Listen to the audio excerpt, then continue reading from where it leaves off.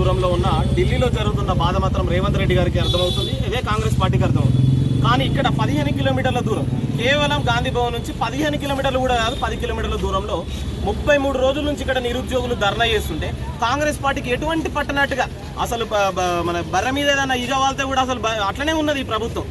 మేము ఇన్ని రోజుల నుంచి ఇక్కడ మా నిరుద్యోగ మిత్రులు ఇంత దునపద మీద వర్షం పడ్డట్టున్నది కాంగ్రెస్ పార్టీ. మేము ఇన్ని రోజుల నుంచి మా వాళ్ళు నిరుద్యోగులు ఇక్కడ ధర్నా చేస్తుంటే కొంచెం మీరు వచ్చిందే నిరుద్యోగుల వలన, ఇక్కడికి వచ్చి నిరుద్యోగుల వలన ఒకటే ఒక సాక్ష్యం ఏంటిదంటే, ఇక్కడ కాంగ్రెస్ పార్టీ గెలిచిన తర్వాత అద్దంకి దయాకర్ గారు, బల్మూరి వెంకట్ గారు నిరుద్యోగ విజయోత్సవ ర్యాలీ, అంటే కాంగ్రెస్ పార్టీ గెలిచిందని కాదు, నిరుద్యోగులు గెలిచిరని నిరుద్యోగ విజయోత్సవ ర్యాలీ అనేది ఇక్కడ నుంచి జరిపిండు.